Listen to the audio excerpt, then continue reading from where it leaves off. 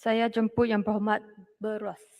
Terima kasih Puan Pengurusi kerana membenarkan saya berbahas di peringkat jabatan kuasa Kementerian Perladanan dan Komoditi. Saya merujuk kepada perkara butiran P20001100 hingga ke 94000. Saya ingin mengingatkan kerajaan semasa kementerian ini bermula, namanya ialah Kementerian Industri Utama. Sungguh pun perkataan utama ini, primary industri ini sudah tak ada dalam kementerian ini.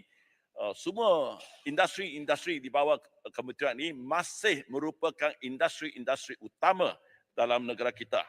Saya terperanjat dengan cadangan di mana anggaran harga projek di bawah P20 ini berjumlah 1.666 bilion ini, tetapi peruntukan untuk tahun 2023 hanyalah 224.7 juta, iaitu hanya 13.51% daripada jumlah yang diperlukan. Saya ke butiran secara terperinci. Saya merujuk kepada 11001 Lembaga Getah Malaysia. Anggaran harga projek 66 juta, tetapi jumlah yang diperuntukkan hanya 9.5 juta, iaitu 14.45% sahaja.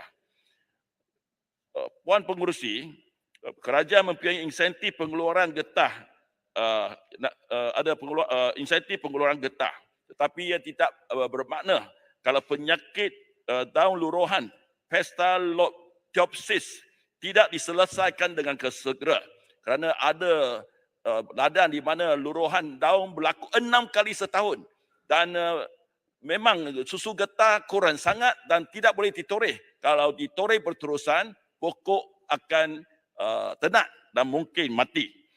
Dalam tahun 2021, Lembaga Getah Malaysia mengenal pasti 18,000 hektar yang dijangkiti dan kerajaan telah memperuntukkan 10 juta untuk mengawal lebih kurang 5,000 hektar tanaman getah yang terjejas.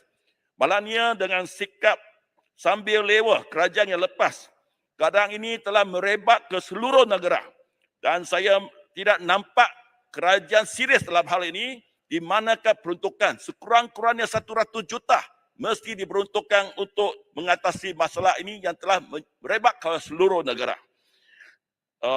Dan lagi satu perkara tentang Lembaga Getah Malaysia.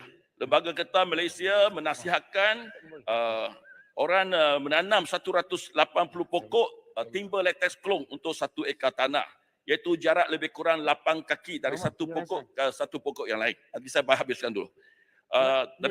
Daripada pengalaman, ini bukan satu nasihat yang baik, kerana pokok getah yang terlalu dekat ini dia akan kurus dan tidak mengeluarkan susu getah yang banyak, dan kalau masa ditebang untuk jadi balat, ia akan sangat kurus dan tidak bernilai. Jadi saya minta penjelasan kenapa nasihat sedemikian diberikan. Lagi satu perkara terakhir, butiran 11101 Lembaga Minyak Sawit. Dinyatakan di sini harga projek yang diperlukan ialah 363.8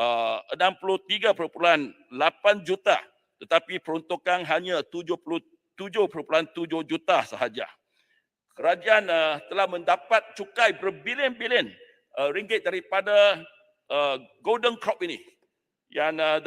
Tapi kerajaan tidak mengembalikan cukai yang mencukupi untuk membuat penyelidikan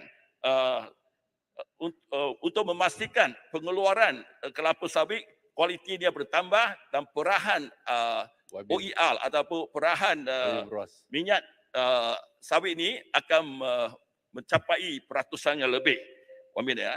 Yang kita dapati ialah semua benih-benih yang berkualiti adalah dikeluarkan oleh pihak swasta, seperti benih jenis cemara oleh Saim Dabi, yang kambi oleh Felda dan AAR oleh KL Kepong.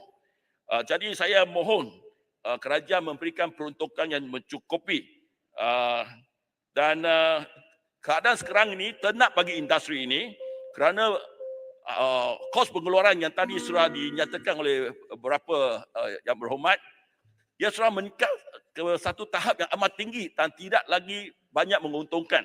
Saya menyarankan kepada kerajaan supaya membatalkan semua jenis cukai yang bukan berlandaskan keuntungan seperti levy, export tax, sales tax dan juga windfall tax kerana ia menambah lagi kos kepada pengusaha-pengusaha. Jadi angsa emas ini yang surat ternak mesti diselamatkan. Kalau tidak, kalau industri ini hancur, ia akan membawa implikasi besar kepada ekonomi dan keadaan sosial kita. Boleh berbicara. Okey, terima kasih Yang Berhormat Bros, terima kasih